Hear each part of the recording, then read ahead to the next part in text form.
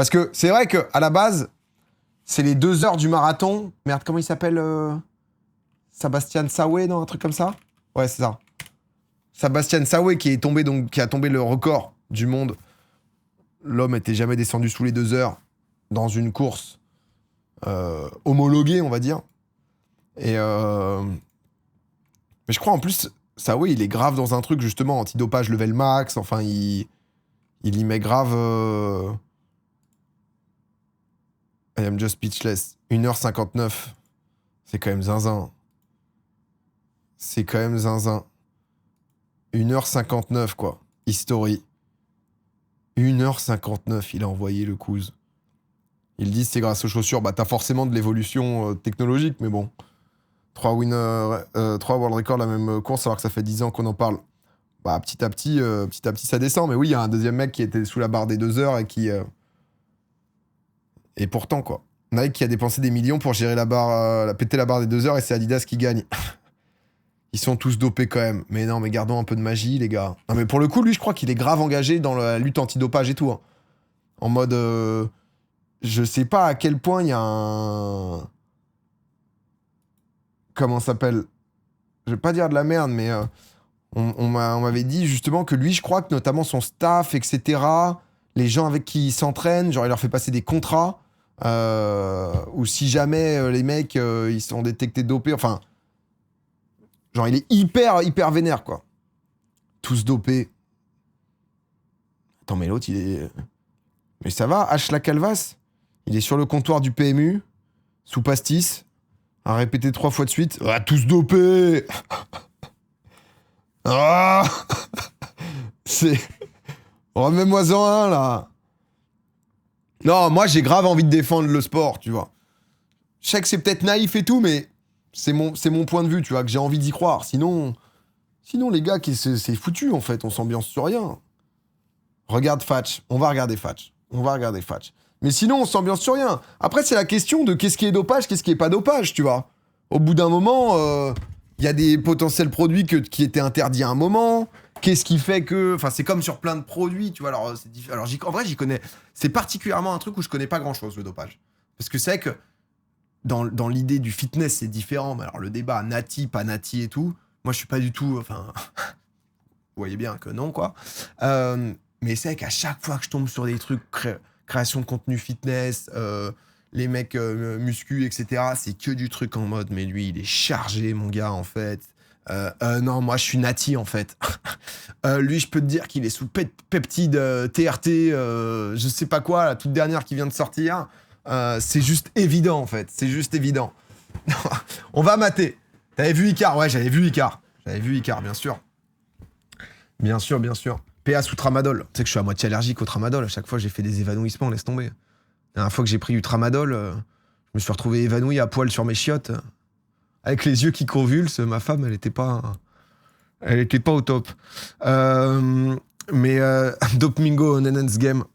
Il demande à être contrôlé depuis longtemps pour être safe. Bah ouais, tous les mecs, ils demandent de ouf. Ils sont contrôlés 2-3 fois. Mais on regarde la vidéo de Fatch. Fatch, si vous connaissez pas, excellent youtubeur. Hein, qui fait peu de vidéos. Mais attention, la fabrique des records impossibles, je pense que c'est celle-là. Donc ça date d'il y a 2 mois. Mais Fatch, vraiment, je vous mets son lien. Attends, je vais vous mettre carrément la vidéo. N'hésitez pas à la lancer en même temps à côté. On est sur quelqu'un de qualité. Hein. C'est... voilà. Tu peux te choisir de te voiler la face, mais pour ma part, j'accepte qu'ils sont tous dopés dans le sport à haut niveau. Je prends tout de même du plaisir en regardant du sport. En fait, à nouveau, c'est... Pour moi, s'ils sont, entre guillemets, dopés sur des trucs où ils sont tous sur le même seuil... Mais en vrai, j'ai aucune idée. Là, je dis un truc qui est peut-être full merde, tu vois. La créatine, maintenant, c'est vachement validé, etc. Va savoir, le tout début de la créatine, on dit que c'était du dopage, etc. Parce que ça te permet de mieux récupérer sur les muscles, ça te permet peut-être de pousser plus fort, ça te permet peut-être de... J'en sais rien, tu vois. Mais du coup, c'est tout ce truc où... Mais ma connaissance et culture en termes de dopage, etc. est naze. Juste, j'ai un peu choisi d'être naïf, de me dire aussi, bon, vas-y, en fait, j'ai envie de pouvoir vibrer avec le sport. Et sinon, c'est foutu, quoi. On regarde Fatch. Déjà on like, on n'hésite pas à lancer la vidéo du frérot. C'était un dimanche après-midi, le 13 octobre 2024. J'étais allongé dans mon canapé, je regardais tranquillement une course à la télé. Et j'ai vu un record du monde se faire pulvériser. J'ai applaudi. On apprend. Puis j'ai regardé les réactions. Et en fait, tout le monde avait applaudi. On applaudit. Alors j'ai voulu comprendre comment on avait tous pu être aussi naïfs. Il vient de dire la créatine c'est ok. Ma femme, médecin généraliste, vient d'hurler. Bon, y a pas 70 000 enquêtes maintenant. C'est pas. Attendez, pardon, excusez-moi, parce que là on est sur un débat de merde que je maîtrise pas. La créatine, c'est pas censé être ok maintenant? Non, si? Non? Ça fait encore. J'avais l'impression que ça faisait consensus pour que c'est. Pour dire que ça y est, quoi. Non, c'est bon? Tout commence à En termes de Chicago, où compléments. la ville accueille comme chaque automne L'impression l'un qu'il y avait des 10 millions marathons les d'enquêtes plus et tout. célèbres et rapides du monde. Et ce jour-là, un nouveau miracle était sur le point de se produire. L'année précédente déjà, la course avait acquis une certaine aura quand le prodige Kelvin Kiptoum avait explosé le record du monde d'Eliud Kipchoge, avant de périr tragiquement dans Kiptoum, un accident terrible. de voiture au Kenya. Il est impossible de savoir s'il aurait fini par briser la mythique barrière des 2 heures, mais il avait ancré une certitude dans l'esprit de tous. À Chicago, les records peuvent tomber. Putain, c'est tombé Alors à en l'ombre. 2024, quand le pack élite masculin s'élance à 7h20 précise, le monde du sport est attentif. Comme d'habitude, les allures sont délirantes et seuls quelques humains peuvent tenir la cadence à l'avant de la course.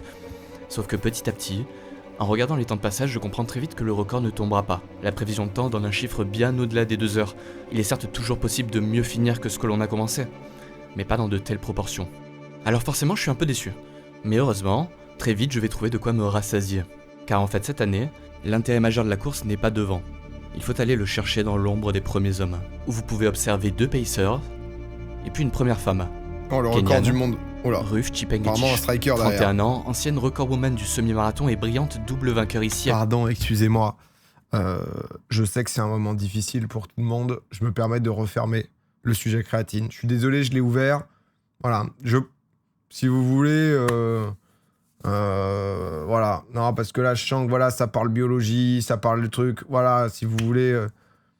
Est-ce que vous trouvez pas que les shorts des runners, ils sont quand même. Alors voilà, c'est une runneuse, donc sujet de merde de mon côté, mais c'est vrai que de temps en temps, je vais acheter des shorts et je me dis, putain, ils sont quand même courts les shorts. Alors que la taille short foot, c'est assez pratique en fait, je trouve. On tente le sujet. Vous en pensez. Vous êtes pas d'accord, la team? C'est Chicago en 2021 et 2022. un peu Et ambiance cette année, des shorts lorsqu'elle arrive à des la mi-course, basketteurs de Le l'époque. chrono affiche 1 heure, 4 minutes et 16 secondes. Alors je suis pas un expert du marathon féminin, mais très rapidement, en quelques calculs et comparaisons, je me rends compte qu'on est en train d'assister à un véritable tremblement de terre. Et je vais tout de suite vous expliquer pourquoi. Elle va le Déjà, tomber. 1h416, c'est 12 secondes derrière son propre record du semi-marathon, accessoirement l'ancien record du monde. Et en revenant un petit peu en arrière sur la course, le chrono avait déjà annoncé un improbable 30 minutes 14 au 10 km, soit 15 secondes plus rapide que son propre record sur la distance. Qu'est-ce qui s'est passé? Mais surtout, 1 heure 4 minutes et 16 secondes, c'est un temps projeté de 2 heures, 8 minutes et 32 secondes. Et à première vue, Ah, c'est je me dis au-dessus. que ça paraît assez fou déjà, mais Ah. je suis encore loin de comprendre ce que ça représente réellement. Ah non, c'est son RP sur Semi qui disait. Car Donc oui, 2 heures, si elle le 8 tient en minutes marathon, et c'est autre 32 chose. secondes, c'est déjà 4 minutes de moins que le record du monde, mais ça signifie surtout symboliquement passer sous la mythique barrière des 2h10, un chrono que bon nombre de spécialistes considèrent beaucoup plus impressionnant que les 2 heures au marathon masculin. So many people are talking about can women Ah, il y a quand même break 3h25, 2:10. c'est la première barre She is on pace for that. impressionnante. She just Ah bah, went c'est en through dessous, half marathon si je in peux. 1:04:16. Wow. That's one of the fastest half marathons we've ever seen. Mais rien n'est fait, tout le monde le sait. Pourquoi il court Un collé? Ouais, marathon pour ne le commence vent. réellement qu'au Pour 37 l'aérodynamisme. km. Lorsque le mur se dresse pour être face à vous, pacé. lorsque vos jambes vous lâchent, lorsque votre vision se floute, et lorsque tous vos espoirs peuvent soudainement s'évanouir. She is in mile 23 at 5:01. What does that tell That's a you good guys? sign. That's a good Putain, sign. elle a réussi à en She had some choper un. 507s, 506s. Now she ran a 501. So I think that gives you some adrenaline to know that she has not fallen back that far. I think we could possibly see a sub 210, which would just be amazing. Quelques kilomètres plus loin, il ne reste qu'un pacer pour accompagner Ruf Chepngetich. L'autre n'a pas pu tenir le rythme. Et en voyant les images, il est difficile de dire qui d'elle ou du pacer restant souffre le plus. La Kenyane continue inlassablement d'enchaîner les foulées à très haute intensité. Mécaniquement, tête haute, buste droit. Le visage se marque petit à petit. Ah, et derrière, elle Et a au craqué. 40e kilomètre, on sent que les bras tentent désespérément de compenser ce que les jambes ne peuvent plus donner. Mais l'allure tient. Sûrement grâce à la tête, car elle le sait, elle est bien partie pour réaliser la performance de sa vie.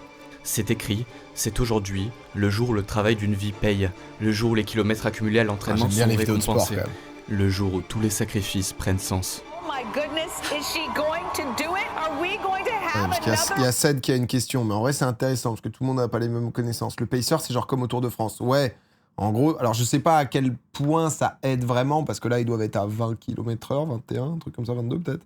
Peut-être peut-être pas à ce point. Mais en gros, du coup, ça te permet de garder le rythme exact. Et en plus, idéalement, c'est pour l'aérodynamisme où du coup, t'es protégé du vent, quoi. Ils sont à 21, là, ouais, c'est ça. Donc, mais souvent, en fait, ils sont relayés. Après, ça dépend des courses. Je sais pas s'ils peuvent être relayés. Du coup, si c'est plus une performance officielle ou autre. Incroyable, j'ai l'impression de revivre le même moment qu'Hamilton Kipchoge. Ouais, c'est féminin, là. C'est en 2,08 en gros. L'arrivée est proche et il n'est plus question En ni 10. de calculer, ni de gérer. Puis une dernière ligne droite. Ce dernier virage, et roule Chepelgetich, qui va peut-être descendre sous les 2h10 pour la première fois. Une ligne droite incroyablement longue, Il reste 100 mètres à parcourir. Elle donne tout jusqu'au bout. avant que seul avec son pacer, Putain. Ruf Chepelgetich franchisse enfin la ligne d'arrivée. Dommage, j'avais que des images floues. C'est chiant pour un record du monde. Ils avaient pas réussi à faire le point. C'est les filles. Le coup Ah, d'éclat. Roule C'est vrai que ça avait été un coup dur. Hein. 4-10 pour la première fois de Attends, mais en vrai, est-ce qu'il l'histoire. Une femme. Est-ce qu'il fait ça pour pas être strike? Le marathon en moins de 2h10. Non, même C'est pas. insensé. C'est incroyable. C'est dingue. C'est dingue. Qu'est-ce qui Je sais s'est pas. passé? 2 heures, 9 minutes, 57 secondes. Record du monde. Battu les de droits. presque 2 minutes. Ça suffit, tu penses? Bon, c'est pas les C'est fort si c'est 2h10 ça. que j'espérais. Pour la Mais la fatigue, barrière ouais, je des pense. 2h10 vient d'exploser. La performance est encore plus grande que celle réalisée par Kelvin Kiptoum l'année précédente. Putain, rouge, ça. Et moi, devant ma télé, je sais que je viens d'assister à une performance historique qui semble déjà impossible à battre. Et pourtant, les commentateurs m'expliquent que les conditions n'étaient pas parfaites. Un peu de vent, quelques degrés en trop, un pacer qui craque, une trajectoire pas tout le temps idéale, et peu de concurrence pour réellement la pousser dans ses derniers retranchements. Bref, je comprends très vite que le chrono est historique, mais je comprends aussi très vite qu'elle aurait pu faire mieux. On en veut toujours plus, hein. Ah, toujours. Devant ma télé, je suis scotché. Mais au fond, il y a quand même une petite voix qui me souffle. C'est peut-être pas un peu trop beau tout ça, mais je décide de la faire taire. Ruf a été contrôlé, plusieurs fois même. Oh non. Tous les tests Est-ce que sont c'est- Est-ce que négatifs. c'est une vidéo où on va juste se dire c'est foutu? Quand on va voir cet été Poggy avec 10 minutes d'avance à 12 watts kilo, là, on va se dire, ah, c'est vrai que c'est beaucoup. Alors Putain. pourquoi douter? Je lis l'équipe, Oh, j'entends fais chier. l'exaltation des commentateurs Fais d'Eurosport, chier. tout le monde célèbre. Je me dis que je suis peut-être en train de devenir parano. Alors je me ressaisis, et quand elle annonce début janvier vouloir battre son propre record à Londres, je marque la date dans mon Le calendrier. frérot sous pastis, Je veux voir jusqu'où elle peut aller. il avait La raison. Kenyane est dans la forme de sa vie, et sur le papier, je me dis qu'on est peut-être en train d'assister à l'éclosion du plus grand talent féminin de l'histoire de l'endurance. Sauf que, What would you say to someone who says, when they see 209.56, just says, this is too good to be true? pour quelques spécialistes question. de la discipline, quelque chose cloche. Some people may think that the time is too fast and that you must be doping. What would you L'autre, il say to repose them? la même question. You know, people must talk, but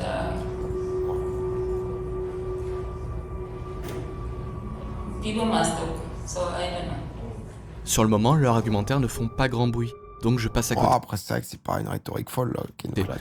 Mais plusieurs mois plus tard, en écrivant cette vidéo, je comprends maintenant pourquoi ils doutaient. Premier signal, la courbe qui se brise. Le record du monde semblait avoir atteint un plateau. Et après le chrono stratosphérique de Paula Radcliffe en 2003, les améliorations possibles semblaient ne pouvoir se faire qu'à la marge. Son record aura tenu 16 ans. Puis les nouvelles chaussures à plaque carbone sont arrivées. Brigitte Kosgei a fait descendre la marque à 2h14.04. Puis 4 ans plus tard, la stupeur. L'Éthiopienne Tigist Assefa pulvérise 3 le minutes, record à putain. seulement 26 ans, et après 1 an et demi sur la distance. Alors que notre courbe était déjà fragile, là elle se brise totalement, et le plafond semble se déplacer brusquement, surtout au marathon, habitué à des évolutions linéaires. Puis le 13 octobre 2024 donc, encore. Ah, c'est vrai que les 2 minutes. Deuxième signal, l'écart avec les hommes. Au marathon, ça a toujours été une comparaison intéressante pour évaluer la performance d'un record. En 2019, c'était 10% de différence. Avec ce record, on passe à moins de 8. Bon, jusqu'ici ça reste des chiffres, ça peut s'expliquer. Mais c'est le Ouais. troisième signal qui commence à me déranger. En fait, elle est seule, trop loin devant. La troisième plus rapide de l'histoire court en 2h13.44. 3 minutes et 40... Alors que là, Sébastien, Sawé, là, l'autre, il est 20 secondes derrière. Sous les 2 heures dans l'anonymat, mais il est à côté. Hein. secondes de plus. Si on prend le même écart chez les hommes, on en compte 49 qui arrivent à courir dans la même fenêtre. Puis le quatrième argument va vraiment me faire tilter. C'est sa progression personnelle. Eliud Kipchoge, le plus grand marathonien de tous les temps, une de mes idoles, avait mis 10 ans pour gagner 4 minutes. Pour gagner 4 minutes, là, Ruf Chepelgetich n'a mis que 2 ans. et son dernier marathon avait été réalisé en avril, en 2h24. Là, on a déjà 4 arguments solides, basés sur des Ouais, faits. le 5e. Hein. Mais pourtant, c'est le 5e. Ah, le 5e, c'est vrai qu'elle est prise en train de se faire un garrot le matin même de la course. Donc, c'est vrai que là, tout d'un coup, ça a tout recoupé, quoi. Là, tout d'un coup, on se dit, ah bah merde. Ah bah, fais chier la photo comme ça en train de se piquer. Non, c'est... Beaucoup plus délicat. c'est sur lequel terrible. Tout le monde se rejoint. Le Kenya a un problème. Il est devenu impossible de faire confiance, les yeux fermés, aux athlètes de la vallée magique du Grand Rift. Ah bah Et merde. pour comprendre pourquoi le doute s'est installé, il faut saisir l'histoire du pays. Depuis les années 70, moins de 10 ans après son indépendance, le Kenya domine déjà l'endurance mondiale. L'entraînement en altitude, la culture de la course et une incroyable rivalité interne. C'est le cocktail parfait pour produire des coureurs exceptionnels. Le monde découvre alors Iten, Eldoret et la magnifique vallée du Rift. Et les Kenyans, eux, comprennent qu'il leur est maintenant possible de monnayer leurs jambes pour sortir de la pauvreté. Sauf qu'un pays pauvre, qui détient une ressource rare, ça attire les vautours. Les managers et entraîneurs occidentaux s'installent dans le pays pour importer les méthodes d'entraînement. Et petit à petit, le marché du dopage s'installe aussi. L'achat est facile, le cadre est flou, les contrôles sont faibles et les produits se répandent comme une traînée de poudre. Le pays est menacé d'exclusion par les plus grandes organisations sportives au monde. Alors pour ne pas que tout s'effondre, le Kenya resserre la vis. We are committed as a government because this is a matter of national strategic interest. Ah bah ouais. We have the talent, we have the potential, we have the passion, and we want to keep our reputation.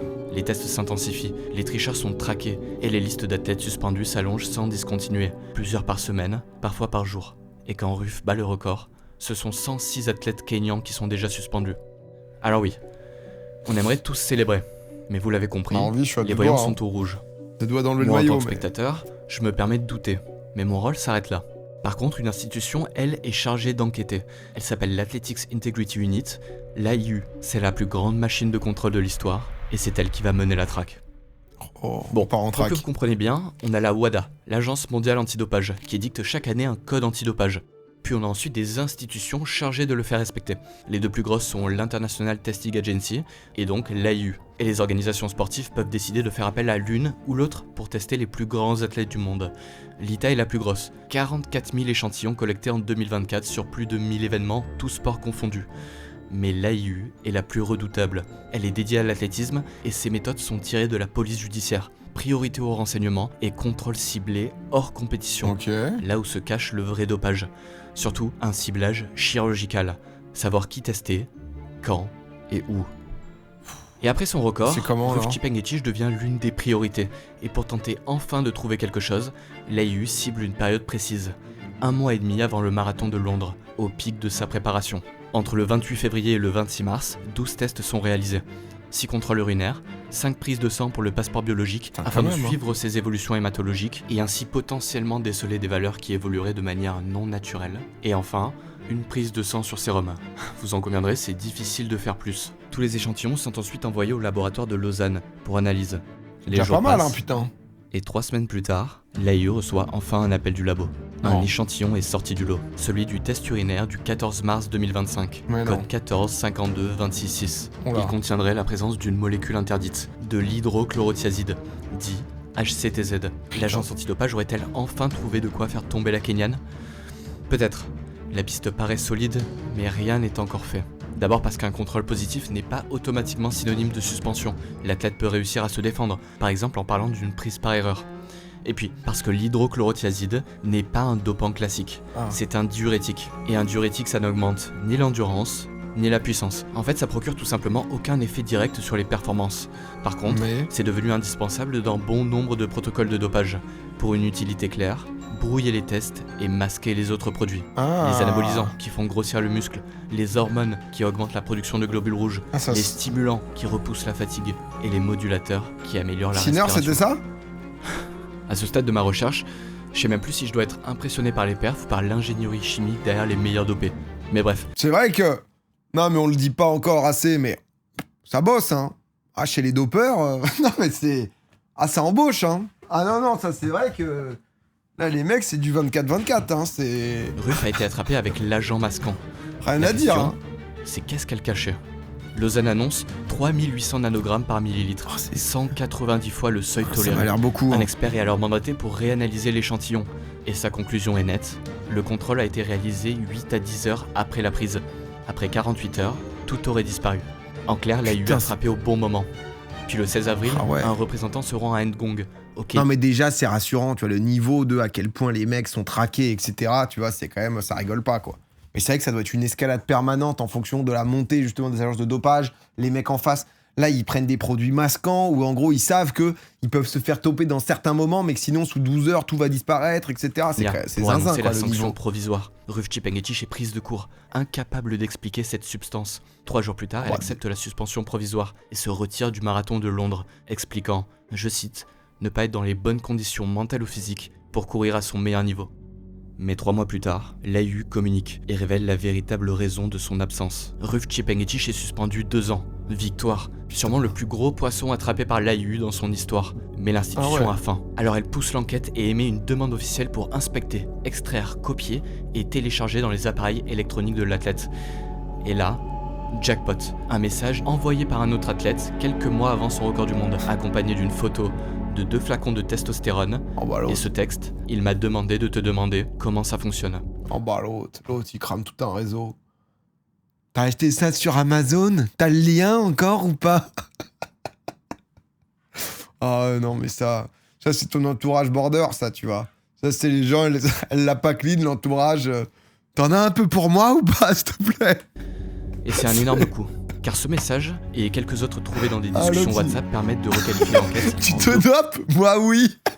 Avec ce produit. Page intentionnelle, ce qui est d'habitude extrêmement difficile à démontrer.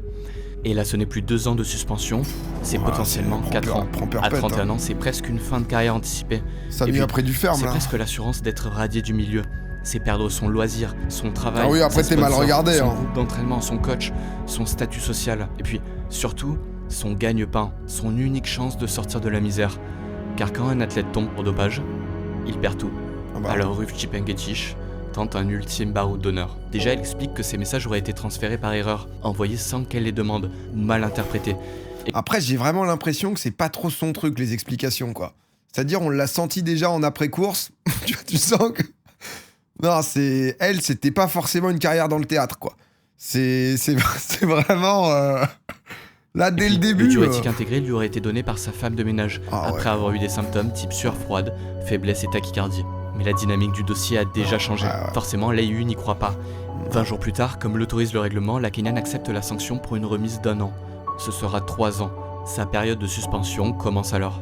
Puis le 21 octobre 2025, l'AIU révèle le dopage intentionnel de Ruf Chepngetich au monde entier. Tous ces résultats en compétition postérieure au contrôle sont annulés, ainsi que toutes les conséquences qui en résultent. Ruf Chepngetich est KO. L'AIU a gagné. Carrière terminado. En même temps, c'est avec mettre 4 minutes au record. Allez-y mollo, les gars. Ce qu'il est important de comprendre de toute cette première partie, c'est que le dopage est une tragédie. Tout le monde a perdu.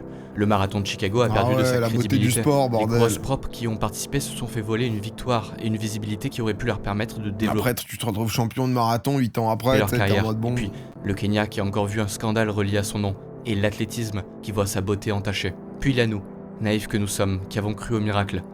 Et enfin, il y a Ruf Chepngetich, forcément accompagné lors de son dopage, mais pourtant lâché de toutes parts lors de sa chute. Mais vous pourriez être tenté de vous dire, après tout ça, que le système fonctionne, que les tricheurs sont traqués puis démasqués et enfin sanctionnés, que l'on a là la plus grande machine de contrôle de l'histoire du sport, et que les gentils finissent toujours par battre les méchants. On aime tous croire à ces belles histoires, mais comme vous en doutez, la réalité est loin d'être aussi idyllique. Pire même, et c'est là que ça en devient inquiétant. La suspension de Ruf Chepngetich est en fait un bel arbre qui cache une forêt beaucoup plus sombre et dans laquelle personne ne veut réellement mettre les pieds. Regardez les chiffres. En fait, l'ITA contrôle 1100 compétitions par an, avec 30 millions de budget. UAE, la plus grosse équipe cycliste au monde, c'est 60 millions d'euros. Le budget d'un seul athlète comme Pogacar, 8 millions d'euros. Les agents de contrôle ne sont pas incompétents, ils ne sont simplement pas la priorité. Car en réalité, le système a un seul objectif, sécuriser une économie de la confiance. Pas supprimer le dopage, simplement l'invisibiliser. Et la lutte ne devient importante que si la confiance du public s'est trop érodée. Que si la bulle du dopage a éclaté au grand jour, que si un rouage du système a soudain décidé de briser la loi du silence. Armstrong, c'est son ancien coéquipier Floyd Landis qui balance. La Russie, c'est l'ancien directeur du labo antidopage Grigory Rodchenkov qui balance. Et si le Kenya est sous les projecteurs aujourd'hui, ce n'est pas seulement parce que leurs athlètes se dopent plus, mais c'est surtout parce qu'ils se dopent moins bien. Moins de moyens, moins d'avocats moins de protocoles sophistiqués. Ruff réagit 3 mois trop tard et avec une défense bancale. Elle prend 3 ans. Le cycliste Christopher Froome et son équipe engagent lui 7 millions d'euros de dépenses en frais d'avocat pour se défendre après son test positif au salbutamol. Et vous vous en doutez, hein, aucune suspension au final. Là vous commencez à peine à comprendre. Les contrôles ne permettent pas d'endiguer le dopage, mais seulement de crédibiliser le sport. Aïe, aïe, aïe. Quand on regarde les contrôles, on trouve 0,5% de cas positifs. Mais la réalité c'est que personne n'a jamais réellement osé chercher. Jusqu'à ce qu'un petit groupe d'individus décide de braver l'interdit. Oh, j'aime bien. En 2011, des chercheurs décident de mener une étude pour évaluer le dopage aux mondiaux d'athlétisme de Daegu, en Corée du Sud. Ils ont interrogé avec l'accord de la Fédération internationale 93% des athlètes, avec une question simple. As-tu sciemment enfreint les règles antidopage lors de ces 12 derniers mois ? Alors forcément, vous vous demandez quel athlète dopé serait assez naïf, voire stupide, pour répondre à une question pareille. Mais en fait, les chercheurs avaient une méthode ingénieuse pour obtenir leur confiance. Ça s'appelle des questionnaires RRT, et ça garantissait des réponses anonymes. Quoi ? Arrête. Non, pas 30 ans d'all-in dans le sport et dans le dopage pour juste se dire le questionnaire est anonyme du coup. Alors moi, ça fait 10 ans que je me dope. Voilà. Bah, j'ai toujours pas été cramé, donc là, ça me fait du bien d'en parler un peu. Même les chercheurs ne pouvaient pas savoir qui avait répondu quoi. Je vous épargne le protocole, mais retenez une chose, aucun athlète ne pouvait être incriminé. Ok. Et là, Mais du coup, ils ont quand même dit. on se dit, enfin une étude sérieuse pour estimer le dopage. Léa Cléré, c'est une chercheuse française, je pense. Et devinez quoi ? Les réponses ont été cachées pendant 7 ans. Mais à la fin du bras de fer donc, c'est bien les chercheurs qui l'ont emporté. Le résultat ? 44%. Quand j'ai découvert cette étude, Aïe, aïe, aïe. j'ai dû relire 3 fois. 44%. Vous vous rendez compte ? Bien sûr. Les gars, je vais cut le live, je vais partir à l'entraînement, là. Filer des liens Amazon, là. Oh, je vais me charger la gueule. Non, je vais me charger la gueule, j'y vais, là. Non, je suis passé à côté. Ah, j'y vais, envoyez. Envoyez tout ce que vous trouvez, je prends tout ce soir. Dès demain, j'y suis. Bien sûr, je savais que le dopage existait. Mais là, c'est plus seulement quelques-uns qui Je passent te à remets un jaune en attendant. Ouais. frappe. En fait, on chope 0,5%, alors que les études anonymes disent 44%. Le système donne l'illusion de contrôle, mais laisse passer la majorité. Les tests ne racontent pas la vérité, ils racontent ce qu'on accepte de montrer. Et le dopage n'est pas une anomalie morale, c'est la norme, c'est l'équilibre rationnel produit par les règles du jeu. On a donné un objectif simple aux athlètes, gagner des médailles et battre des records. Et derrière, le système tout entier réorganise la réalité autour de ça. Ça fait des années qu'on fait semblant de condamner des individus, alors qu'on a construit une machine qui les pousse rationnellement à se doper.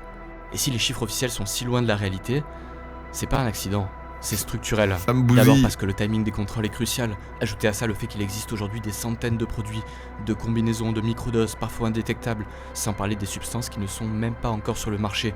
En fait, jamais les possibilités de se doper n'ont été aussi nombreuses. Le fossé se creuse entre les plus grandes équipes, les plus grands athlètes et les personnes chargées de lutter contre la triche. Résultat, le dopage moderne est plus discret, plus intelligent et mieux organisé que le système censé le détecter. On attrape surtout les imprudents, presque jamais les experts. Du coup, on arrête tout, là, non ? Du coup, ouais, on met attendance game et on est juste en mode, allez-y, on lâche les chevaux et foutu pour foutu. Ils vont tous crever dans 3 ans, mais... Les labos recherchent des produits que les athlètes ne prennent plus, et les athlètes prennent des substances que les labos ne recherchent pas. Le rôle du système antidopage n'est plus vraiment d'éradiquer la triche, mais de maintenir un équilibre, de protéger l'image du sport, d'attraper juste assez d'athlètes pour pouvoir dire « on fait le travail », sans jamais toucher trop profondément à l'économie des compétitions, des records et de nos héros. Et c'est dans ce contexte que surgit une idée que je trouve à la fois brillante et effrayante, s'appuyer sur cet équilibre bancal, assumer ce que notre société refuse de regarder, et arrêter de faire semblant. Bon, petite pause. Cette vidéo est rendue possible par Before Bank. Salut mon loulou. Alors, magnifique collab. Je vous conseille quand même à titre perso, Bourseau. Voilà. Si je peux me permettre... Mais c'est bien, le Fatch, à chaque fois, il fait des bêtes de vidéos. Assumer ce que notre société refuse de regarder et arrêter de faire semblant. Transformer un dopage clandestin en dopage institutionnel dans une compétition sans restriction antidopage et vendue comme la vraie version des Jeux Olympiques. C'est les Enhanced Games. Et vous pourriez penser à une vaste blague. Je vous rassure, c'est aussi ce que je pensais quand j'en ai entendu parler la première fois. C'est quoi du coup la limite ? Sauf que le projet a de quoi faire peur. Ça prend de la substance dans le chat, si ça se dope, tapez 1, si ça ne se dope pas, tapez 2. Vous l'avez compris déjà car il optimise brutalement les règles du jeu. Vous voulez des records? Alors on va vous donner des records. Et aussi surtout parce qu'il est mené par des personnes capables de changer les règles du jeu. Les premiers investisseurs du projet sont Peter Thiel et le fonds d'investissement 1789 Capital. Peter Thiel, c'est le fondateur de PayPal, le premier investisseur de Facebook, le fondateur de Palantir, une société de cybersécurité spécialisée dans l'espionnage des populations. Et au passage, une figure du transhumanisme. En bref, l'un des parrains de la tech, qui s'est fait une spécialité de disrupter des marchés que tout le monde pensait figés à jamais.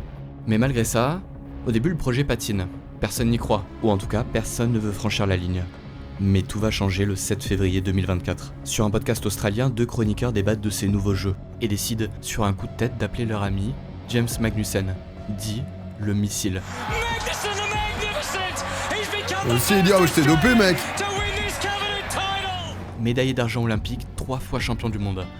Et soudainement, la digue morale va céder. Et le premier domino d'une longue série va alors tomber. Missile, I don't know if you saw this yarn a couple of days ago. So there's some like billionaire, what was his name? Peter Thiel. Peter Thiel, who wanted to do like the fucking steroid Olympics. Did you hear about that? Yep, I'm across it. Here's one for the enhanced games. I'm a couple of years in retirement and I've sort of kept myself in reasonable shape. They've said they've got $1 billion person backing them. If they put up $1 million for the 50 freestyle world record, I'll come on board as their first athlete. I'll juice to the gills and I'll break it within 6 months. Oh ah mais putain, mais...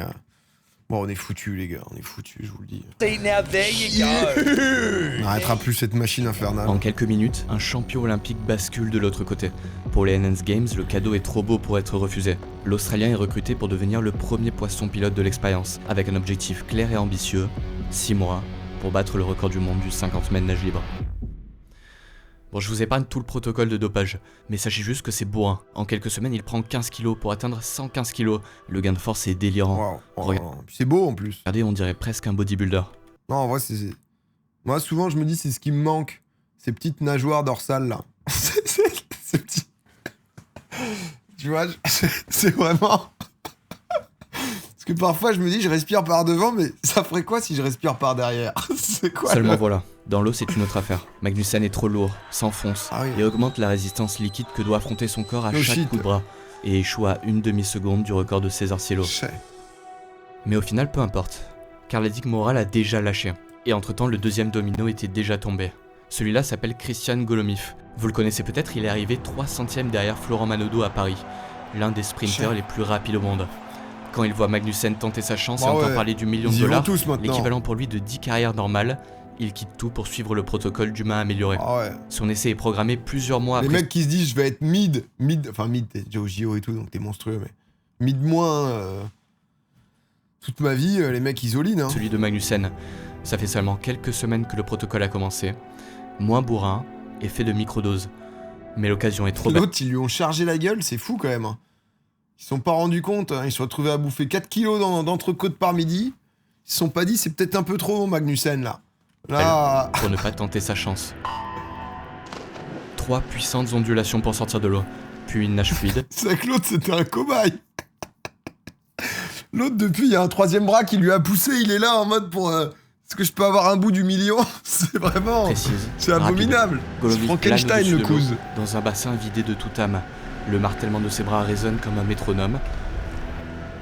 Record battu de 2 centièmes. Oh, je l'homologue pas celui-là. La combi là. Un humain amélioré vient de battre le meilleur sprinter de tous les temps. Comme lorsque Deep Blue avait battu Kasparov. C'était ça leur premier event là, putain. L'humain vient de créer une nouvelle entité capable de le battre. Les Enhanced Games tiennent là leur argument massu.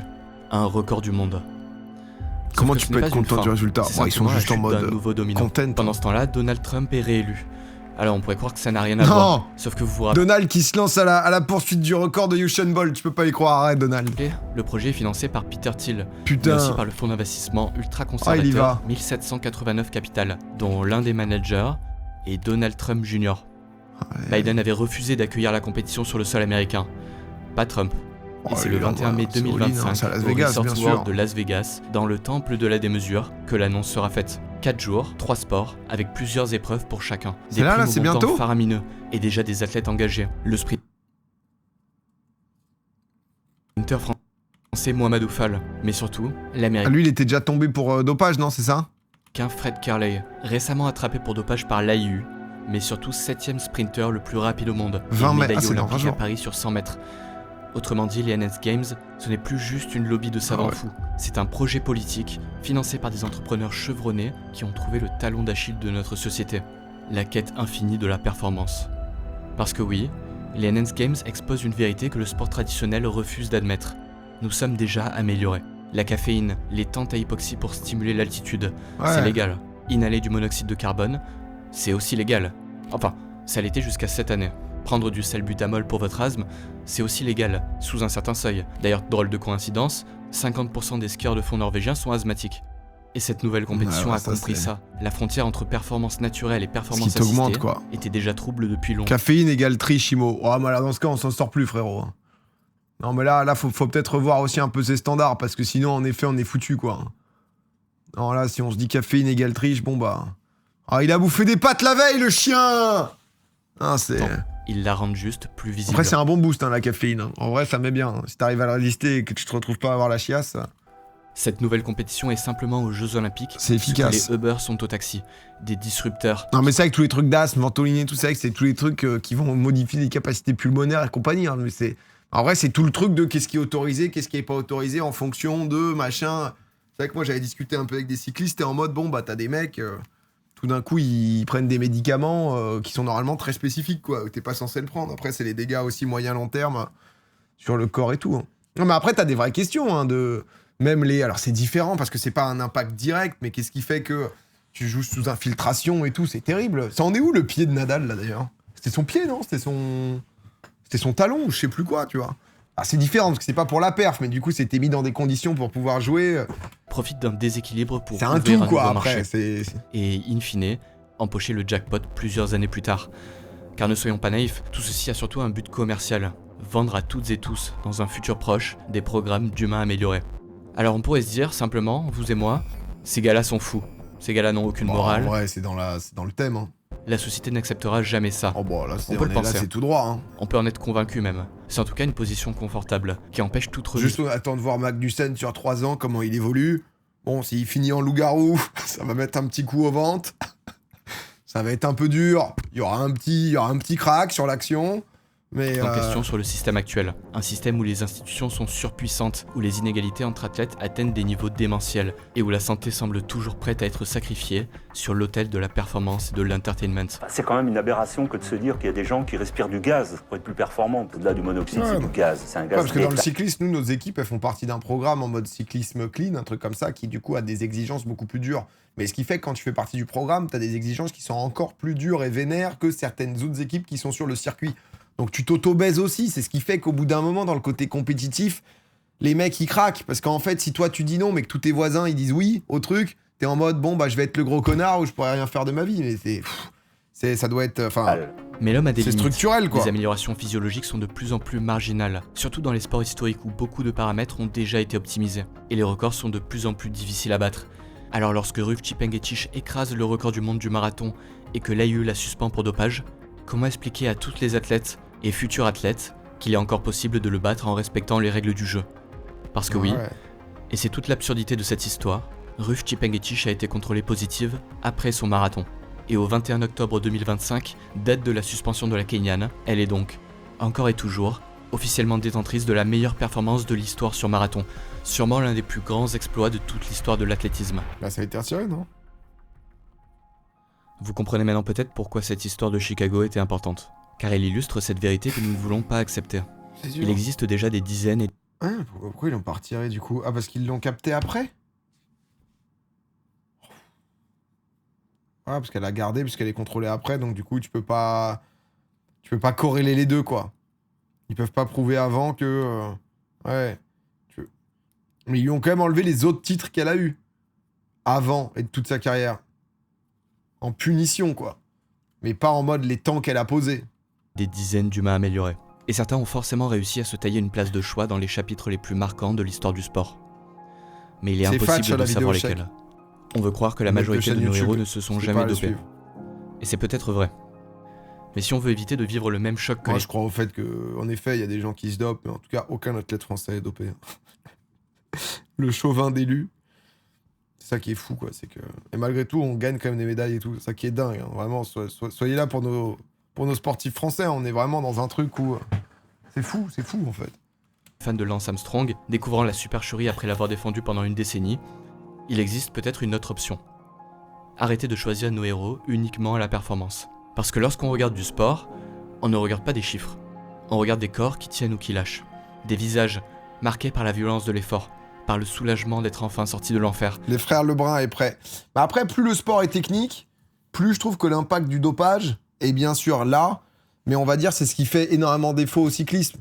C'est que bien sûr, il y a de la technique, il y a de la tactique, il y a de la stratégie, mais c'est-à-dire que ta capacité pulmonaire, ta capacité justement à développer des watts, donc à haute intensité pendant longtemps, fera toute la différence, tu vois.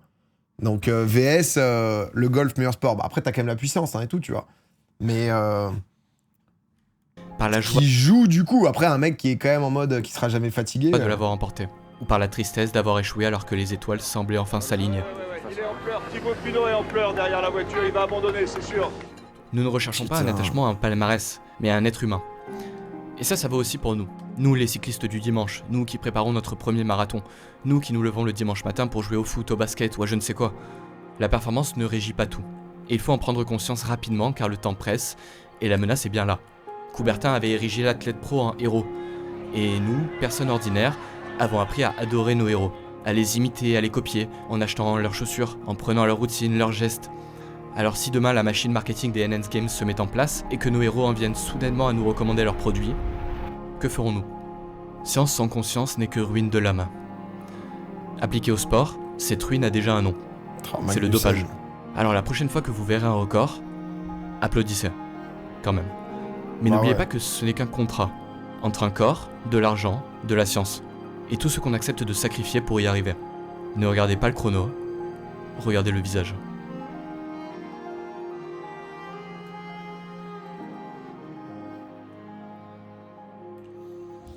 Ouais, c'est... Bon, Fatch, on l'aime. Hein. Fatch, les amis, honnêtement, si vous le suivez pas... On se fait chier, quoi. Putain. On a envie de regarder le visage et le chrono, quoi. Hein. C'est... Non, mais c'est vrai que c'est dur, ce truc-là, quoi. C'est compliqué, parce que du coup, t'es en mode, qu'est-ce que tu fais ? C'est ce qui te fait vibrer, c'est ce qui te fait partager. Tu regarderas, du coup, les Enhanced Games. Bah, en fait, ça devient un freak show, quoi, tu vois. Mais c'est sûr que ça va exploser, en vrai. Entre nous. Parce que ça va être un truc... En fait, c'est pas en mode... Si tu peux pas dire, il y a les dopés et les normaux, et que t'es toujours en doute sur les normaux, bah t'es baisé, en fait, à vie. Tu vois ? Mais ce qui te fait vibrer, c'est la compétition, pas les records. Mais bande de menteurs. Bande de menteurs. Toutes les compétitions au JO, on dit qu'on est nul à chier en athlétisme avec l'équipe de France parce qu'on n'arrive pas à faire une médaille. Arrêtez de me faire croire que le moment où ils passent pas les premiers tours de 1500 mètres steeple, on est en mode « Ah oui ! Ah que oui ! 18ème ! Je le connaissais pas avant, il m'a fait vibrer ! Quand il était 12ème et que finalement il a lâché pour finir 18, là j'ai vibré !» Ah, c'est forcément lié à la perf, c'est un mec qui remonte, c'est en mode... C'est Flora... Alors peut-être ! Elle remonte, mais du coup tout est lié à ça, tu vois.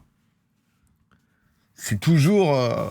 C'est la compète, ça, pas le record. Non, mais tu sais que t'es toujours... C'est lié à ça, c'est ce qui te fait vibrer, tu vois, parce que s'ils arrivent pas à gagner un moment ou l'autre, tu l'as pas jusqu'au bout, cette... Si un Français le Nord, on est content, record ou pas. Ah oui, ok, pardon. Non, mais bien sûr. Mais bon. Mais bien sûr, tu vois que c'est important, quoi. Donc... Non, mais en vrai, Olé était dopé. Du coup, Duplantis. Non, mais tu vois, moi, c'est vrai que ça me fait chier de me dire... le sport, c'est un peu un refuge à... En fait, le sport, moi, c'est un des trucs qui me provoque le plus d'émotions. Dans le côté divertissement et tout, hein, je parle, hein, tu vois. C'est un des trucs où... Et du coup, se dire qu'à chaque fois, tu te remets en question l'émotion que t'as, c'est chiant, tu vois. C'est parce que tu... Mais c'est vraiment un truc, moi, qui peut m'émouvoir, quoi, tu vois. Le sport. Mais du coup, c'est vrai. Après, il faut sortir aussi des trucs un peu... Parce Enfin, plus le sport, je pense, est en effet mécanique. Comment dire, ouais, où c'est du foncier qui va dépendre. C'est vrai que je sais pas à quel point, tu vois, par exemple, le ping-pong, par exemple, le tennis de table, tu vois, un impact qui est 50 fois plus faible ou autre, quoi. Je t'avoue. Oh, il y a Fatch! Je t'avoue que ça m'a attristé en faisant la vidéo. Des fois, je me dis que je préférais avoir des œillères. Non, mais de ouf, c'est pour ça qu'en vrai, c'est trop intéressant parce que ça n'a aussi aucun intérêt juste de se dire, bon, bah, en fait, non, on y croit quoi qu'il arrive, tu vois. Mais, ah putain, mais j'avais pas vu que t'étais là depuis tout à l'heure. Oh, mon frérot. Tous les athlètes ne sont pas dopés, heureusement. Je suis en connexion permanente puisque je prépare une vidéo sur le cyclisme. Oh là là, cette légende. Mais, un des plus beaux moments des JO, c'est aussi le partage de la médaille d'or. Ah oui, entre l'Italien et le Qatari, ou je crois, un truc comme ça. Ah ouais, je me souviens. C'est Pogba qui avait été chopé pour dopage, ouais, je crois, pour produit qu'il avait pas... Enfin, il a dit qu'il avait pas utilisé. Après, t'as pareil un peu sur Sinner et tout. Mais... Putain, je vais me foutre une dose d'Adderall dans le caisson pour le truc de fléchette de Bouzy. Va pas falloir faire les choquer quand je vais envoyer du triple 20 à gogo. Hein. Ah non, mais... que je suis regardé tout le monde comme ça à l'Even, va pas falloir...